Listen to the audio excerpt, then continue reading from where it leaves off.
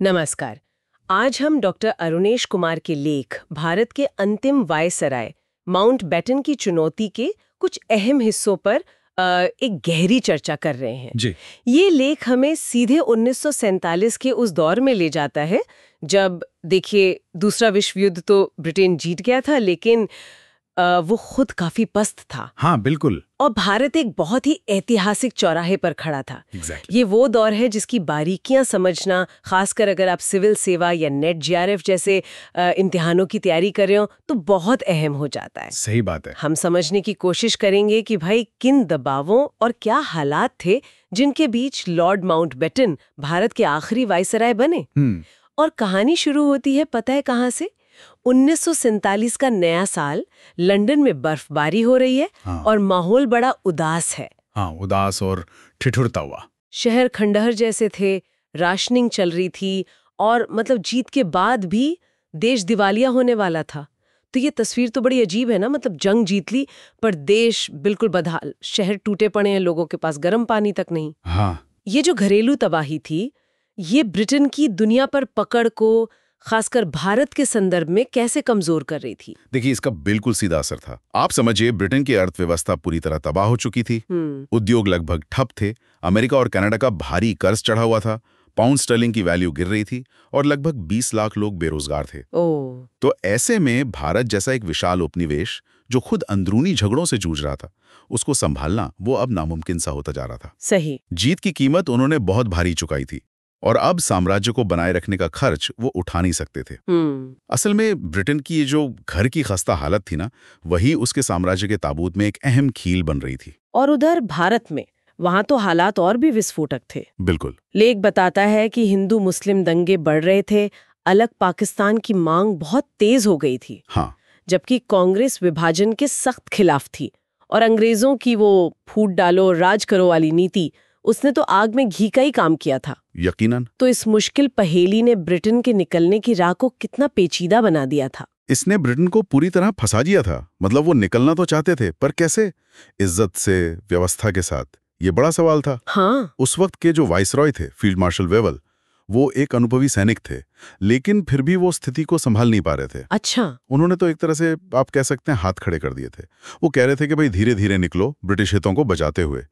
लेकिन प्रधानमंत्री क्लेमेंट एटली को यह साफ दिख रहा था कि अगर जल्दी कुछ बड़ा फैसला नहीं लिया गया तो भारत में गृह युद्ध छिड़ जाएगा और ब्रिटेन भी उसमें खिंच जाएगा। हाँ, और ब्रिटेन भी उसमें खिंच जाएगा। बिल्कुल। उन्हें फौरन किसी ऐसे व्यक्ति की जरूरत थी जो भारतीय नेताओं से बात करके कोई रास्ता निकाल सके, क्योंकि वेवल से तो बात बन नहीं रही थी। और यहीं पर एंट्री होती है लॉर्ड लुई माउंटबेटन की। हाँ, माउंटबेटन। शाही नौसेना के एडमिरल, शानदार युद्ध रिकॉर्ड, शाही खानदान से ताल्लुक, पर्सनैलिटी भी आकर्षक। बिल्कुल। लेकिन दिलचस्प बात यह है कि लेख कहता है कि ब्रिटिश राज का ही एक हिस्सा उन्हें और उनकी पत्नी एडवीना को खतरनाक क्रांतिकारी समझता था। हाँ, ये मजेदार है। ऐसा क्यों भाई?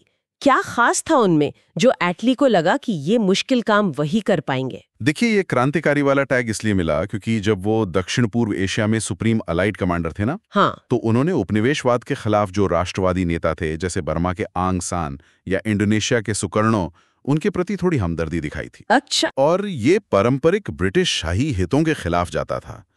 तो एटली को शायद यही लगा कि माउंटबेटन का ये जो गैर परंपरागत रवैया और भारतीय नेताओं के लिए थोड़ी सहानुभूति, शायद यही चीज उन्हें बातचीत की मेज पर लाने और किसी समझौते के लिए राजी करने में कामयाब हो सकती है, जो वेवल नहीं कर पा रहे थे।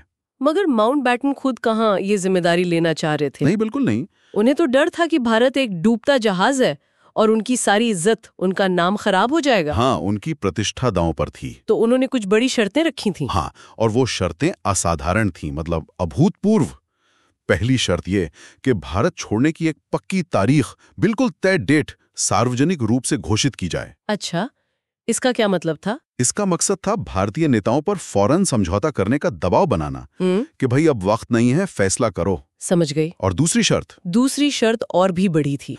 उन्हें वाइसरॉय के तौर पर लंदन के दखल के बिना पूरी आजादी से काम करने दिया जाए। पूरी आजादी? वाइसरॉय को। हाँ, पूरी आजादी। किसी वाइसरॉय ने पहले कभी ऐसी ताकत नहीं मांगी थी। ये दिखाता है कि माउंटबेटन समझ रहे थे कि हालात कितने गंभीर हैं और कितनी तेजी से फैसले लेने होंगे। और एटली मान गए। कमाल है। हाँ, मान गए। लेकिन यहाँ एक और दिलचस्प परत है।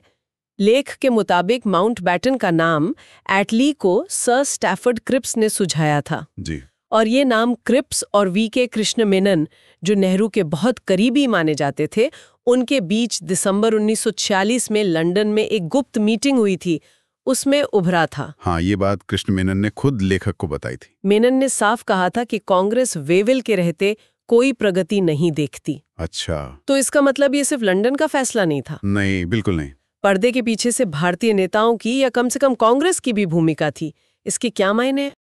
अगर हम इसे बड़ी तस्वीर में देखें तो इसके गहरे मायने हैं।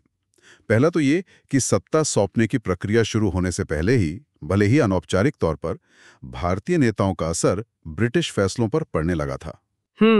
ये तो बड़ी बात है।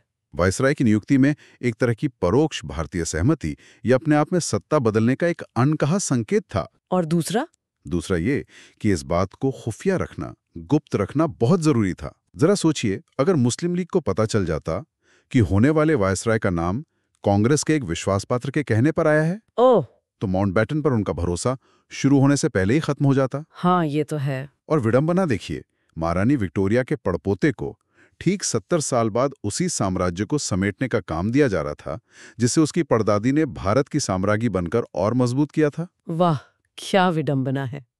तो कुल मिलाकर माउंटबेटन की नियुक्ति महज एक प्रशासनिक फेरबदल नहीं थी। बिल्कुल नहीं। ये तो ब्रिटेन की घटती ताकत, भारत के विस्फोटक हालात, नेताओं की अपनी मजबूरियां और पर्दे के पीछे चली गहरी कूटनीतिक चालों, इन सब का नतीजा थी। सही कहा। और इन जटिल परतों को समझना ही उस दौर के इतिहास को सही मायने में समझना है, जो किसी भी गंभीर ऐतिहासिक विश्लेषण, खासकर परीक्षाओं के नजरिए से जरूरी है। बिल्कुल। और जाते जाते सोचने के लिए एक सवाल छोड़ जाते हैं। हाँ? लेख में कृष्ण मेनन की इस गुप्त भूमिका का जिक्र है जो उन्होंने खुद लेखक को अपनी मृत्यु से बस 1 साल पहले बताया था। जरा कल्पना कीजिए, अगर 1947 की शुरुआत में ही मुस्लिम लीग के नेताओं को ये भनक लग जाती कि आने वाले वायसरॉय के चुनाव में कांग्रेस के एक प्रतिनिधि की भूमिका है, तो क्या घटनाओं का क्रम कुछ और होता? क्या भारत के बंटवारे की कहानी या शायद उसका स्वरूप कुछ अलग हो सकता था? सोचने वाली बात है ना। भारत विभाजन की कहानी, इसके कुछ अहम हिस्सों पर थोड़ी गहराई से बात करेंगे जी। ये लेख हमें सीधे 1947 के उस वक्त में ले जाता है। सोचिए, आज़ादी बस मिलने ही वाली है, लेकिन साथ ही बंटवारे का एक डर और हिंसा का माहौल भी है। हाँ, बिल्कुल। लेख एक तस्वीर सी खींचता है। बंगाल का श्रीरामपुर गांव, वहां एक किसान की झोपड़ी और उसमें ठहरे हैं 77 साल के मोहनदास करमचंद गांधी। वही गांधी जिन्होंने ब्रिटिश साम्राज्य को हिला दिया था। बिल्कुल। तो हमारी कोशिश रहेगी कि इस लेख के जरिए गांधी जी की उस वक्त की सोच, हिंदू मुस्लिम तनाव क्यों बढ़ रहा था और कैसे हालात बंटवारे तक पहुंचे, इसे समझें। सही। लेख में गांधी जी का जो जिक्र है वो है तो सादा सा पर बड़ा असरदार, जैसे कमजोर शरीर, पेट और सिर पर मिट्टी का लेप लगा हुआ, आंखों पर वो स्टील के फ्रेम का चश्मा। हाँ, एकदम सादगी, लेकिन असर असाधारण। अपने ही लोग सांप्रदायिकता की आग में जल रहे थे। कलकत्ता, नोआखाली, बिहार, हर तरफ दंगे। जी। और लेख बताता है कि उनकी जो अहिंसा के सिद्धांत में आस्था थी वो भी डगमगाने लगी थी। हाँ, उन्होंने कहा भी, लेख याद दिलाता है, मुझे इस घनघोर अंधकार में रोशनी की कोई किरण दिखाई नहीं देती। कितना दर्द होगा उन शब्दों में। बिल्कुल। और ये समझना जरूरी है कि ये सिर्फ उनका व्यक्तिगत दुख नहीं था, ये एक गहरी निराशा थी कि उनकी अहिंसा, उनकी फिलॉसफी इस नफरत को रोक क्यों नहीं पा रही। सही कहा। और शायद इसी कश्मकश में, जैसा लेख बताता है, उन्होंने अंतरात्मा की आवाज सुनी और नोआखाली जाने का फैसला किया। हाँ, वो भी पैदल। हाँ, नोआखाली के उन हिंसा वाले 47 गांव में 116 मील पैदल चलना। लेख इसे उनकी एक तरह की प्रायश्चित यात्रा कहता है। बिल्कुल। मकसद साफ था, दिलों को जोड़ना, शांति लाना और शायद अपनी अहिंसा को फिर से आजमाना। उन्होंने खुद इसे अपना अंतिम और सबसे बड़ा प्रयोग कहा था। और यात्रा भी देखिए कितनी सादी, सिर्फ 4 लोग साथ में, रास्ते में जो मिल गया उसी पर गुजारा। और सामान में चरखा, गीता, कुरान, बाइबल और वो 3 बंदर। हाँ, और लेख याद दिलाता है कि शुरुआत की थी टैगोर का वो गीत गाते हुए, एकला चालो रे, अकेले चलो। लेकिन ये जो आग फैली हुई थी, ये अचानक नहीं लगी थी। लेख के मुताबिक इसकी जड़ें काफी पुरानी और गहरी थी। जैसे? देखिए, हिंदू और मुस्लिम धर्मों के जो बुनियादी सिद्धांत हैं, उनमें फर्क तो है ही। एक तरफ इस्लाम का एक ईश्वरवाद, पैगंबर, कुरान। दूसरी तरफ हिंदू धर्म जो अनादि है, वेद हैं, ईश्वर और सृष्टि को एक मानता है, उसमें कई मत हैं। हाँ, और सामाजिक ढांचा भी अलग था। बिल्कुल। लेख इशारा करता है हिंदू समाज की वर्ण व्यवस्था की तरफ। ब्राह्मण, क्षत्रिय, वैश्य, शूद्र, अछूत, फिर पुनर्जन्म की धारणा कि कर्मों से अगला जन्म तय होगा। जी। वहीं इस्लाम बराबरी की बात तो करता था, लेकिन लेख ये भी साफ करता है कि असलियत में जिन दलितों ने धर्म बदला, उन्हें अक्सर मुस्लिम समाज में भी वो बराबरी का दर्जा नहीं मिला। जी। छुआछूत एक बड़ी कड़वी सच्चाई थी। और आर्थिक खाई भी थी शायद। हाँ, वो भी एक बड़ा मुद्दा था। अंग्रेजी राज में क्या हुआ कि हिंदू शिक्षा में, व्यापार में, सरकारी नौकरियों में थोड़ा आगे बढ़ गए। अच्छा। मुसलमान ज्यादातर या तो जमींदार थे, या सिपाही, या फिर भूमिहीन किसान और छोटे मोटे दस्तकार। और कर्ज देने का काम, जिसे महाजनी कहते हैं, वो ज्यादातर हिंदुओं के हाथ में था। तो एक आर्थिक असंतुलन भी पनप रहा था। जी। और फिर छोटी छोटी बातें, जैसे मस्जिदों के पास बाजा बजाना या फिर गौ हत्या का मुद्दा, जी। ये बड़े टकराव का कारण बन जाती थी। गाय का मुद्दा तो आज भी संवेदनशील है। हाँ, और लेख गांधी जी के विचारों का भी जिक्र करता है इस पर। वो गाय को ईश्वर की एक मूक रचना मानते थे, जिसकी रक्षा होनी चाहिए। ये उनके लिए अहिंसा का ही एक हिस्सा था। अच्छा, तो ये तो हुई सामाजिक, धार्मिक, आर्थिक जड़ें। लेकिन लेख ये भी बताता है कि कैसे राजनीतिक स्तर पर भी ये खाई बढ़ती गई। हाँ। जैसे गांधी जी का जो आंदोलन था, उसमें अनजाने में ही सही हिंदू प्रतीकों और भाषा का इस्तेमाल हुआ। जी, जैसे राम राज्य की बात। हाँ, तो इससे कुछ मुसलमानों के मन में एक शक, एक डर पैदा हुआ कि आजाद भारत में, मतलब हिंदू बहुमत वाले देश में, उनका क्या होगा। बिल्कुल। और इसी माहौल में, इसी डर के बीच, एक अलग राष्ट्र का विचार वो मजबूत होने लगा। पाकिस्तान का विचार। हाँ। लेख हमें याद दिलाता है कि ये पाकिस्तान नाम और इसका शुरुआती विचार कैम्ब्रिज के एक छात्र रहमत अली ने दिया था। अच्छा। जिसे बाद में मुस्लिम लीग और खासकर मोहम्मद अली जिन्ना ने पूरी तरह अपना लिया। और लेख ये भी कहता है कि धीरे धीरे ये विचार आम मुसलमानों तक भी पहुंचने लगा। उन्हें लगने लगा कि शायद कांग्रेस उन्हें सत्ता में बराबर की हिस्सेदारी नहीं देगी। और फिर वो दिन आया जिसने शायद सब कुछ बदल दिया।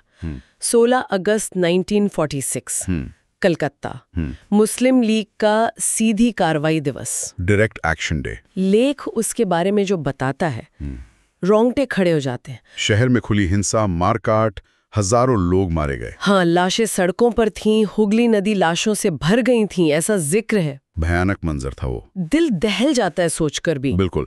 और अगर इसे बड़े परिप्रेक्ष्य में देखें तो लेख के अनुसार कलकत्ता के दंगों ने बंटवारे को लगभग तैसा कर दिया। मतलब इसके बाद वापसी मुश्किल थी। हाँ, क्योंकि अब गृह युद्ध का खतरा बिल्कुल सामने आ गया था। और ये हिंसा एक तरह से जिन्ना के लिए एक राजनीतिक हथियार भी बन गई। गांधी जी के मुख्य राजनीतिक प्रतिद्वंदी। जी। जिन्ना का रुख और भी ज्यादा सख्त हो गया।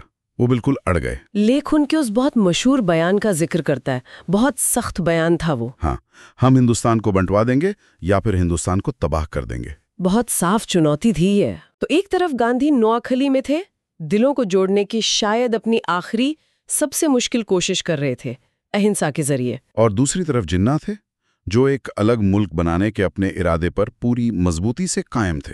क्या विरोधाभास है, आजादी की सुबह और बंटवारे का अंधेरा एक साथ। बिल्कुल। तो ये लेख हमें इसी मोड़ पर लाकर छोड़ता है और सोचने पर मजबूर करता है कि क्या ये जो सदियों पुराने सामाजिक, धार्मिक, आर्थिक मतभेद थे, क्या वो इतने गहरे हो चुके थे कि बंटवारा होकर ही रहता, या इतिहास कोई और रास्ता भी ले सकता था? क्या कोई और संभावना थी? यही सवाल है।